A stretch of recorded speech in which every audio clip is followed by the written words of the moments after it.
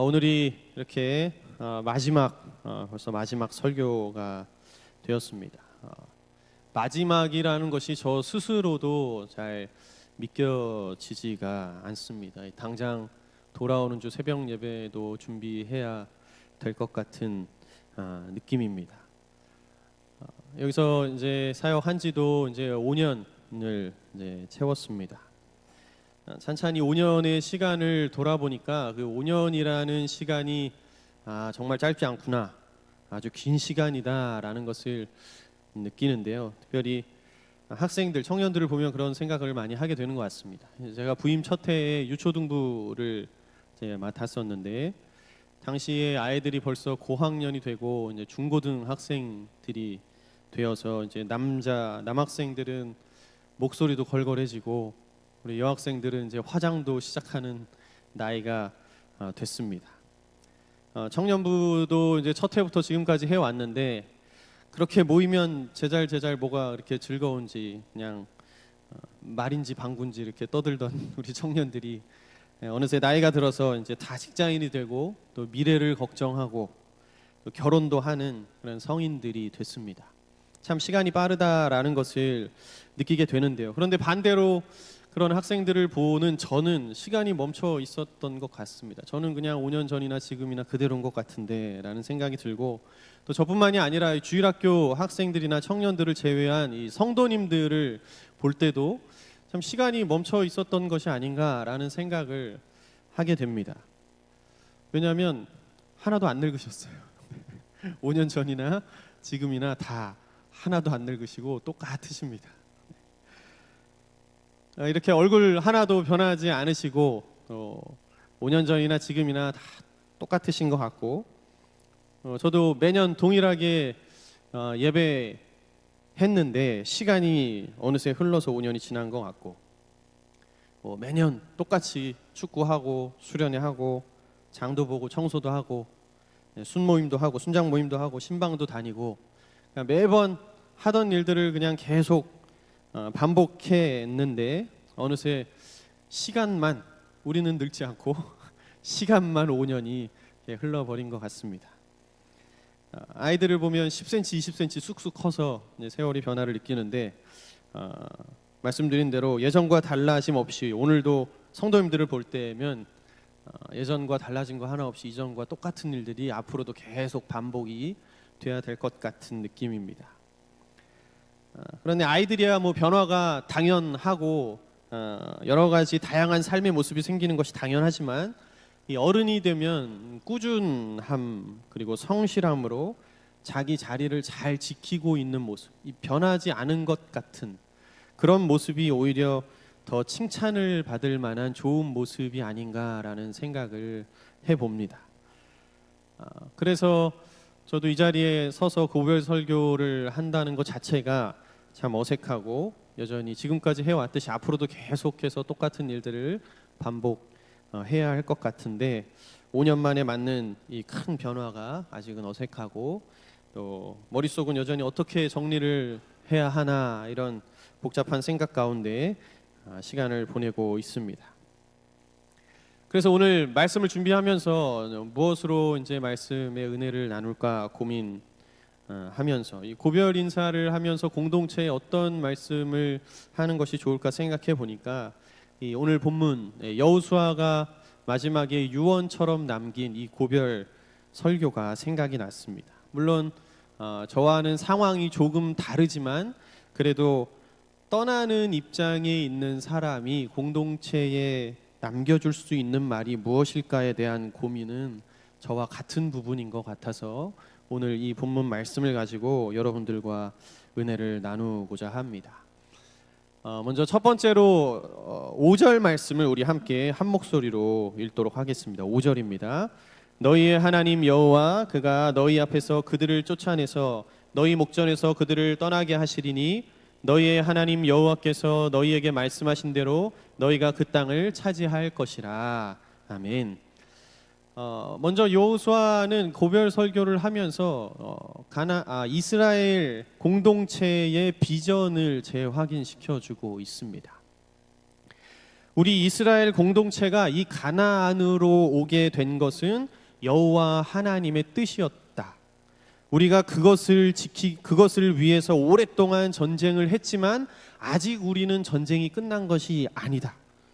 너희 앞에 아직도 남아있는 저 많은 가나안 족속들, 아직도 그 가나안 족속들이 남아있다. 그러니 너희는 적당히 땅을 차지한 이 순간에 주인인 척 행동하지 말고 하나님께서 주신 이 땅을 완전히 정복하기까지 전쟁을 멈추지 마라. 그것이 너희에게 남겨진 사명이다라고 지금 여호수아는 공동체에 마지막 당부를 하고 있는 겁니다. 그러니까 내가 떠난다고 너희가 여기서 멈추면 안 된다. 여기서 안주하면 안 된다. 전쟁은 끝난 것이 아니다. 하나님의 약속은 아직도 성취 중이다라고 마지막 부탁을 하고 있는 겁니다.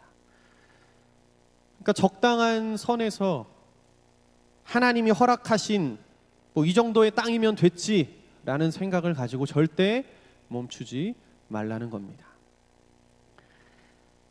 사람은 쉽게 멈춰버립니다. 처음 가졌던 생각도 어느샌가 모르게 쉽게 바뀌어버립니다.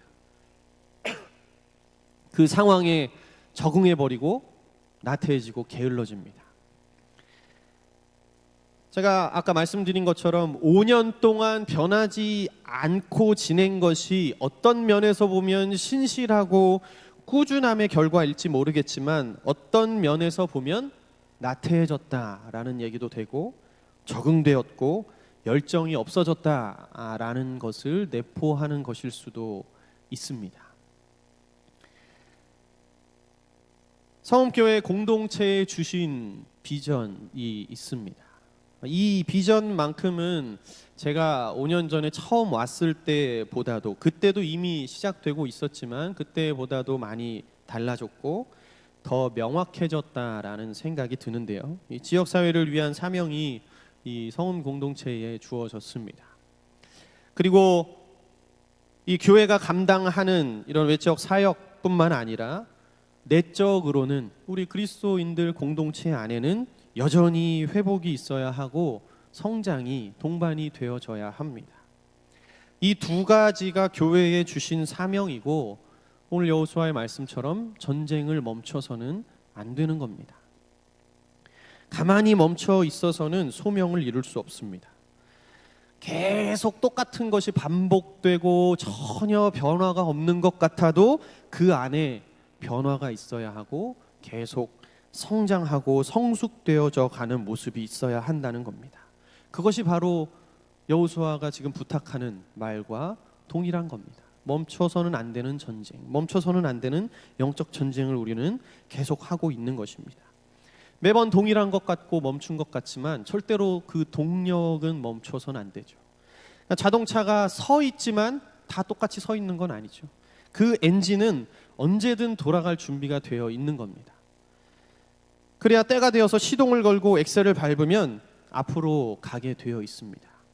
차가 서 있다고 동력까지 멈춰 있으면 그 차는 원래의 목적을 완전히 잃어버린 고물이 되는 겁니다.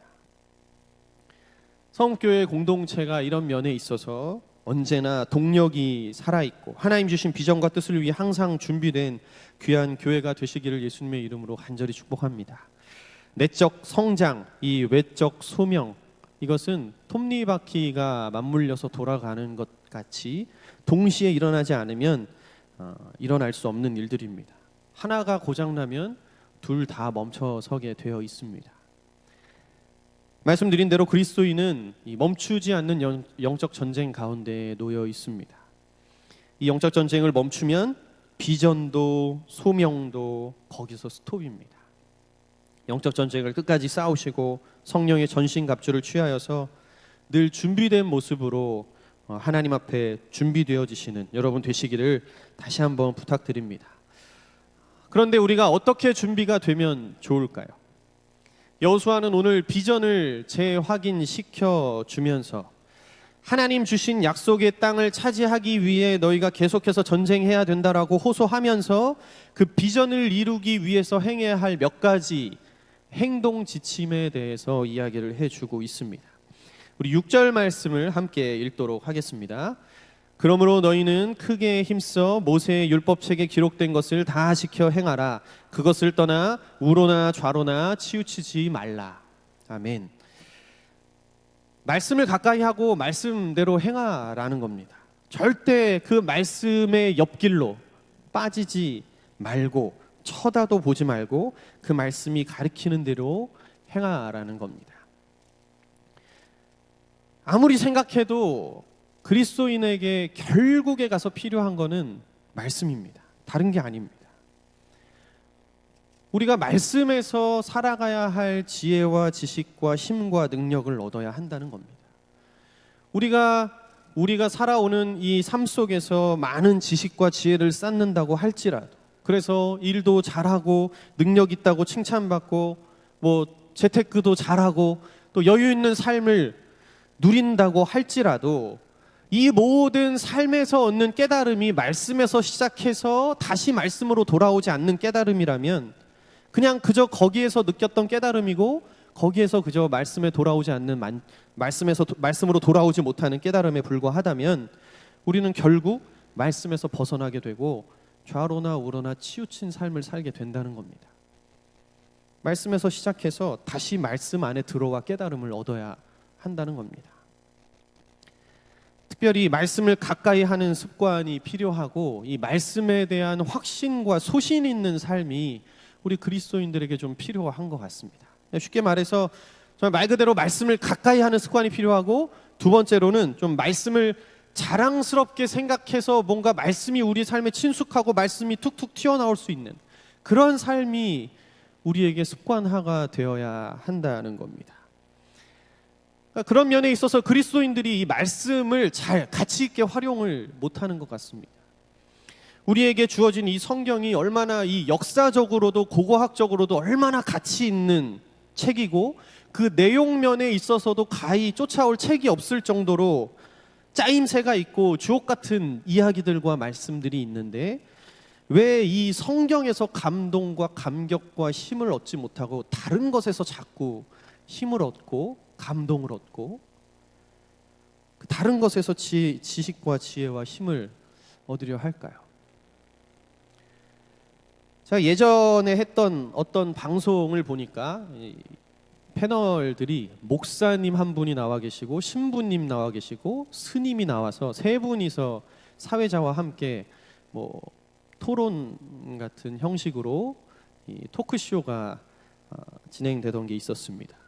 이 사회자가 이제 어떤 질문을 좀 이렇게 화두를 딱 던지면 이제 각자의 입장에서 이 한국을 대표하는 종교 지도자들이 나름대로의 생각들을 나누는 시간입니다.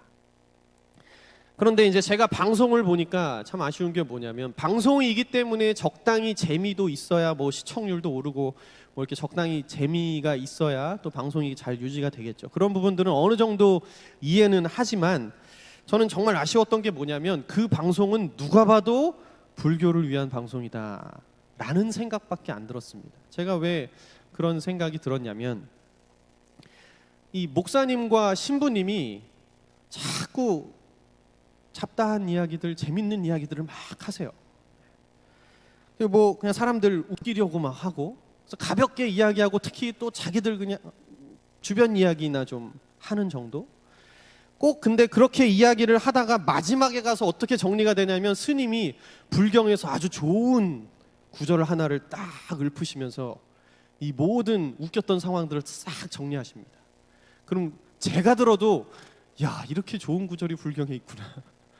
누가 봐도 아, 불교 참 좋네, 이런 생각이 드는 그런 아쉬움이 있는 좀 토크쇼가 있었습니다. 이 분명히 그 토크쇼가 이 개인의 주변 잡다한 이야기를 듣기 위해서 이 한국을 대표하는 종교인들을 모아놓은 시간이 아닐 텐데, 그러니까 제가 그런 것들을 보면서 아쉬웠던 게 뭐냐면, 정말 우리 목사님께서 잠언의 몇 구절만이라도 그냥 외워서 나가셨다면, 그래서 그 잠언의 말씀을 가지고 우리가 실생활에서 충분히 적용할 수 있는 말씀을 조금만 적용해서 해주셨다면, 충분히 어떤 불경보다 논어보다 또 어떤 사자성어들보다 더 좋은 말씀들이 나누어졌을 텐데 라는 그런 아쉬움, 왜 그런 이 가치 있는 말씀을 활용하지 않았을까라는 생각이 들었습니다. 저는 근데 그 방송을 생각하면서 어떤 생각을 했냐면, 그게 우리 그리스도인들의 현 주소다라는 생각이 들었습니다. 그러니까 말씀에 대한 깊이 있는 이해에서 좀 멉니다. 말씀을 가까이 하는 습관에서도 멉니다. 이런 부분에 있어서, 말씀을 활용하는 부분에 있어서 그 말씀 활용도가 너무나 떨어집니다. 말씀이 가치 있다라는 건 아는데 정작 활용을 잘 못하는 거죠. 말씀은 정말 가치가 있습니다. 그냥 읽어볼 만한 가치가 있고요, 여러 번 다독할 만한 가치가 있고요, 또 읽고 쓰고 외울 만한 가치가 있고, 이것을 사람들에게 전하고 가르칠 만한 충분한 가치가 있는 책이 바로 성경입니다. 한 번 읽는 걸로 끝이 아니라 계속 읽어도 좋은 게, 세상에 좋은 책들도 다 2번, 3번씩 읽는데 그 가치 있는 성경을 우리는 그렇게 가까이 하지 못하고 있다라는 겁니다. 이 성경, 이 말씀에 대한 확신을 가지시고 이 말씀을 자랑스럽게 여기면서 정말 이 말씀을 가지고 소신 있는 삶을 사시는 여러분 되시기를 예수님의 이름으로 간절히 축복합니다. 말씀이 없는 사람처럼 그냥 방향 없이 이리저리 세상의 논리에 흔들려 버리는, 키 없는 배가 그냥 방황하는 것처럼 흔들리는 삶을 살지 마시고 말씀의 줏대가 있는 크리스찬이 되시기를 간절히 소원합니다. 8절 말씀을 보면, 오직 너희의 하나님 여호와께 가까이 하기를 오늘까지 행한 것 같이 하라라고 말씀을 하시는데, 이 말씀을 어떤 식으로 이제 풀어냈냐면, 이방 신들을 가까이 하지 말고 오직 말씀대로 행하라라고 말씀하고 있는 겁니다. 그러니까 이방 신들을 가까이 하지 말고 말씀대로 행하는 것이 너희가 여호와를 가까이 하는 것이다라는 말씀입니다. 그러니까 이 말씀처럼 우리가 말씀을 가까이 해야 말씀과의 거리가 곧 여호와 하나님과 나와의 거리입니다. 말씀과 거리가 멀면 그만큼 여호와 하나님과 나는 거리가 멀다라고 생각하시면 됩니다. 그건 불변의 진리이고 사실입니다. 말씀이 자꾸 우리 입에 막 돌고 맴돌아야 우리 입이 거룩해지는 거예요. 말씀이 우리 마음의 중심에 항상 되새겨져야 우리 마음의 이 믿음의 동력을 잃지 않는 겁니다. 말씀 안에서 동력을 얻고 말씀대로 치우치지 않는 삶을 살아서 말씀 안에서 주신 사명을 이뤄가시는 우리 성교회 공동체가 되시기를, 정말 말씀을 가까이 함으로 여호와 하나님과 가까이 하고 그 말씀으로 인하여 우리의 삶이 변화되고 하나님께 영광 올려드리는 성교회 공동체가 되시기를 예수님의 이름으로 간절히 부탁드립니다. 마지막 3번째로 10절 11절 말씀을 함께 읽도록 하겠습니다. 너희 중 한 사람이 1000명을 쫓으리니 이는 너희의 하나님 여호와 그가 너희에게 말씀하신 것 같이 너희를 위하여 싸우심이라. 그러므로 스스로 조심하여 너희의 하나님 여호와를 사랑하라. 여호와께서 너희를 위하여 싸우신다. 그러니 너희는 스스로 조심하여 여호와 하나님을 사랑하라 라는 말씀입니다. 이게 지금 여호수아의 설교 중에 3번째 강조점인데요, 저는 이 여호수아의 고백이 여러분들 어떻게 들리실지 모르겠지만 저는 너무너무 낭만적으로 들립니다. 여러분, 여호수아가 어떤 이미지의 사람인지 아시나요? 여호수아는 이스라엘의 전쟁 영웅입니다. 다른 이미지가 아니에요. 여호수아는 전쟁 영웅입니다. 여호수아는 싸우기 위해서 태어난 사람이고 싸우다가 죽은 사람입니다. 여호수아와 쌍벽을 이루는 이가 누굴까요? 바로 갈렙이죠. 그의 동역자 갈렙입니다. 우린 가나안에 들어갈 수 있습니다라고 외쳤던 그 젊은 이들이 바로 여호수아와 갈렙이었고, 갈렙은 85세가 되었어도 계속해서 전쟁을 나갑니다. 여호수아와 갈렙은 그 당시에 있어서 전쟁 영웅, 호걸들입니다. 여러분, 이 삼국지에 유비, 관우, 장비가 있는데 관우와 장비의 이미지를 어떻게 생각하십니까? 관우, 장비가 저처럼 왜소하고 이렇게 팔이 얇아가지고 이렇게 막 칼을 휘두르고 이랬을까요? 절대 그런 이미지가 아니죠. 아마 키가 엄청 컸을 거고 엄청나게 무거운 무기들을 들고 그 땅을 호령하면서 아마 살던 장군들이었을 겁니다. 그런데 유비나 제갈공명 같은 사람들 이미지는 어떠세요? 이 관우나 장비와는 완전히 다른 이미지. 제갈공명의 이미지는 진짜 부채나 들면서 이렇게 전략을 짜는 군사로 우리가 생각이 되어집니다. 그런데 그 관우와 같은 그 장비와 같은 영웅, 그 호걸들이 그 호걸 이미지에 여호수아가 지금 뭐라고 하는 거냐면 여호와를 사랑하라는 겁니다. 저는 그래서 이 사랑 고백이 너무 낭만적인 고백으로 들려지고 마치 이 순간, 마지막 유언의 이 순간의 말씀이 마치 시조를 읊는 것과 같은 느낌을 받습니다. 여러분, 이 호걸들, 싸움을 좋아하는 사람의 특징이 뭘까요? 또 군인 같은 막 딱딱 부러지는 거 좋아하고 이렇게 일 처리 딱딱 잘 하시는 분들, 또 세상에서 또 성공한 사람들의 이미지 여러분들 어떠신가요? 싸워라, 이겨라, 막 뒤에서 사람들을 밀어붙이고 떠밀고 막 포기하지 말아라, 막 이렇게 외치는 사람들의 이미지, 그런 것들이 어울릴 것 같지 않으신가요? 실제로 오늘 말씀 10절을 보면 여호수아가 이런 말을 하죠. 너희 중 한 사람이 1000명을 쫓을 것이다. 호걸과 같은 그 호걸의 이미지에 정확히 들어맞는 말을 지금 10절에서 하고 있습니다. 그런데 그런 사람이 너희 중 한 사람이 1000명을 쫓을 것이다. 그러니 열심히 싸워라가 아니라 스스로 조심하여서 여호와 하나님을 사랑하라. 자기 힘과 능력을 과시하여서 앞으로 전진하는 것이 전부가 아니다라는 것을 여호수아는 잘 알고 있었던 겁니다.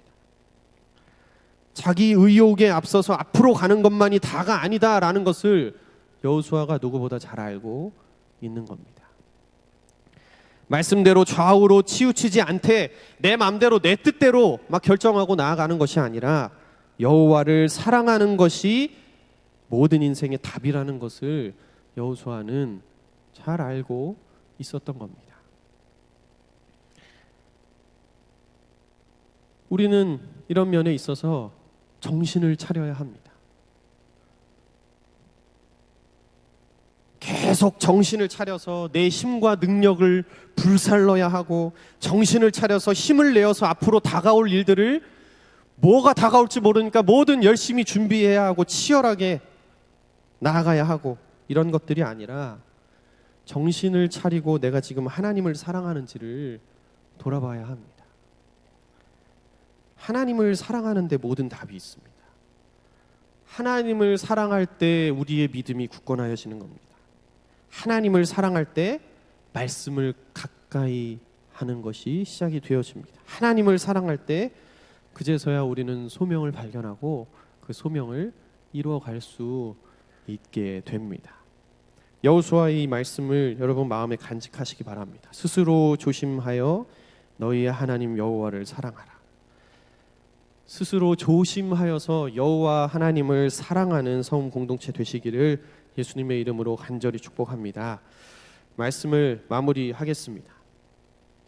오늘 여호수아도 그랬지만 누구나 떠나는 때가 되면 그동안 몰랐던 내게 소중했던 것이 무엇이었는지를 그제서야 돌아보고 발견하게 되고 또 그동안에 남겼던 그런 아쉬움들도 생각이 나는 것 같습니다. 저도 말씀을 전하는 자로서 역시 우리가 돌아가야 할 곳은 하나님 품이요 또 말씀뿐이라는 것을 다시 한번 깨닫게 됩니다. 특별히 말씀을 마무리하면서 간단하게 인사 말씀도 드려야 할 것 같습니다. 떠나는 이로써 또 많은 준비 상황들 때문에 많은 생각들이 오고 가는 이런 상황들 속에서 특별히 감사하다는 말씀을 드리고 싶습니다. 성움교회 5년 동안 참 많은 것을 배우고 떠납니다. 제가 앞으로 이제 말씀드린 분들도 있지만 앞으로 어떤 목회 또 어떤 교회를 개척해야 할지 구체적인 방향을 잡게 된 것도 이 여기에서의 경험이 큰 자산이 되었습니다. 정말 교회에 감사드리고 특별히 담임 목사님께 감사드립니다. 이 목사님의 유연함과 또 인내와 그 사랑 때문에 제가 여기 와서 참 많은 위로와 격려를 받았습니다.